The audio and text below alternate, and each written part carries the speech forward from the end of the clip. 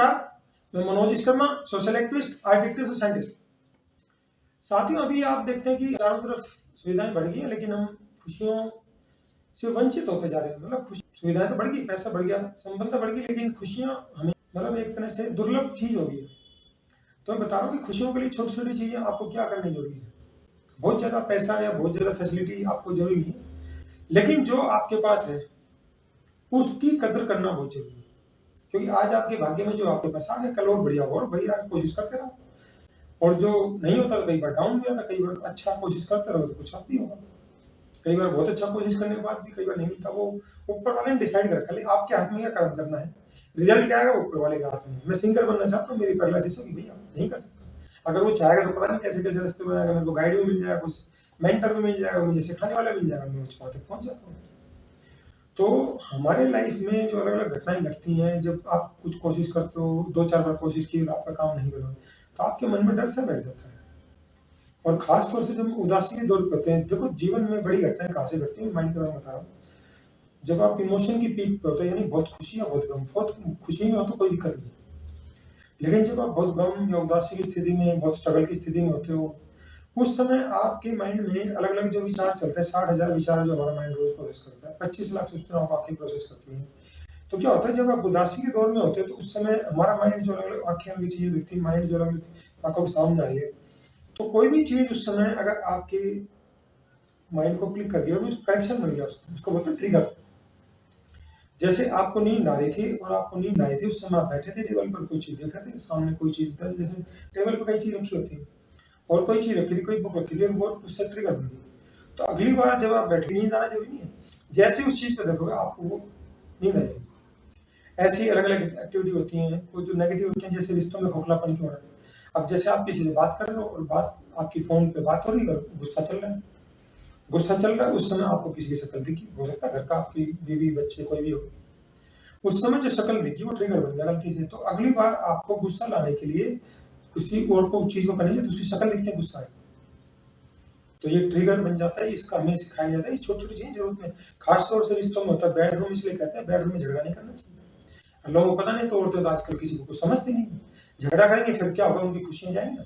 और वो जो कमा के ला रहा था, क्योंकि आदमी ना कमाए तो आदमी की वैल्यू नहीं, सोसाइटी को समझती नहीं, औरत ना कमाए तो कोई दिक्कत नहीं। तो औरतों को सदियों से उसी हिसाब से कंडीशन किया, आदमी को अलग हिसाब से कंडीशन किया सोसाइटी कि भैया तुझे तो कमाना ही कमाना है, तू कुछ भी आ रहा भैया, तेरा दुख तकलीफ कुछ भी हो, तुझे तो कमाने के लिए निकलना है, तुझे घर नहीं बैठना। तो खास तौर से आप देखते हो, किसी नौकरी चले वैसा आदमी को 10 दिन निकालने वाली पड़ जाती है, और तो पूरी जिंदगी निकल जाती है। तो वो जो घटनाएं होती है हमारे माइंड में, जब खासतौर से उदासी स्टेट में हो, तो वो अलग अलग घटनाएं ट्रिगर बन जाती है और माइंड से इतनी गहरे जुड़ जाती है। और किसी ने कोई बात चुभने वाली बोल दी, आप 20 साल में हो जाएंगे भाई साहब, वो जख्म इतना गहरा होता है कि बाहर का जख्म तो भर जाता है, वो अंदर का जख्म भरता नहीं है। उसको बोलते हैं इमोशनल टर्बुलेंस की वजह से, इमोशनल टर्मिनल उथल पुथल होती है ना, जो हम कह नहीं पा रहे, उसकी वजह से गड़बड़ होती है। तो जो भावनात्मक जख्म होता है ना, वो इमोशनल वॉन्ड बहुत गहरा होता है।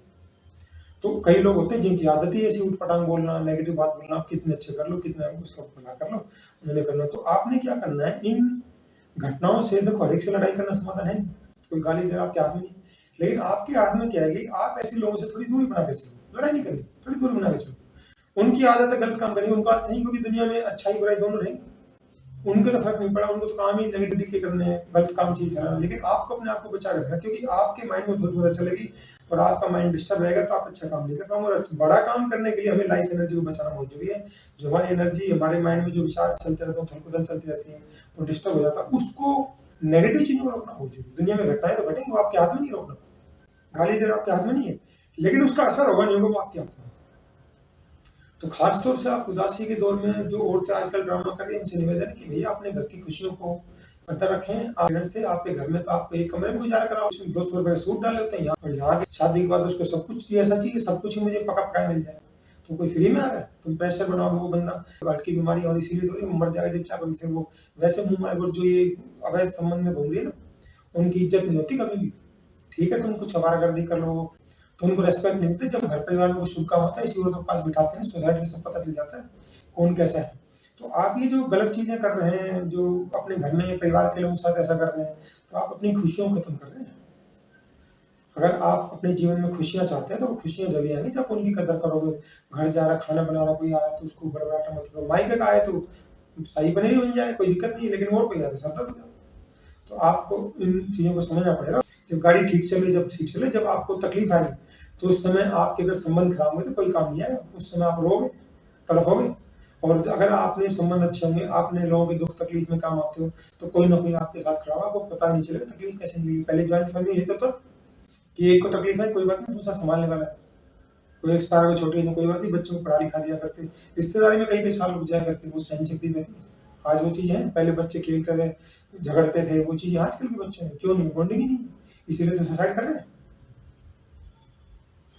तो ये बहुत खतरनाक खेल हो रहा है। तो आप किसी के साथ गलत ना करें।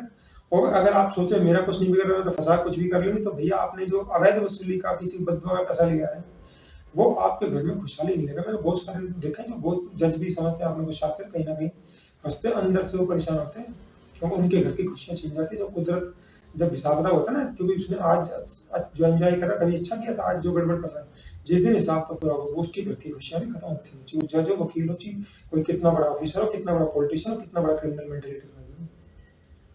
तो आप इन जानकारी को समझ लेंगे तो अपने जीवन की खुशियों को बचा पाएंगे। तो आप लोगों के साथ अच्छे संबंध बना कर रखें, खासतौर से पड़ोसी से ना बिगाड़ें। जानबूझ के गलत ना करें, क्योंकि रिश्तेदार तो बाद में आएगा, पहले आपका पड़ोसी आएगा सबसे पहले दुख तकलीफ में। तो आपके संबंध अच्छे होंगे तो आपके जीवन में जब भी अप डाउन आएगा आपको पता नहीं चलेगा। तो मैं समझता हूँ इस वीडियो के माध्यम से मैंने आपको बहुत ही बड़ी जानकारी देने का प्रयास किया है, और ये जानकारी लोगों के जीवन में खुशियाँ जोड़ने का प्रयास की। और आप हमारी वीडियो को लाइक करें, कमेंट करें, सब्सक्राइब करें, और आप हमारी वीडियो को देखते रहें। आपको हमारी वीडियो में कोई कमी लगती है, इंप्रूवमेंट लगता है, सजेशन लगता है, आप हमें कमेंट सेक्शन में जाकर जरूर बताएं, ताकि भविष्य में जो भी जानकारी लेकर आए आपको बेहतर से बेहतर जानकारी दे सके। धन्यवाद। जय हिंद।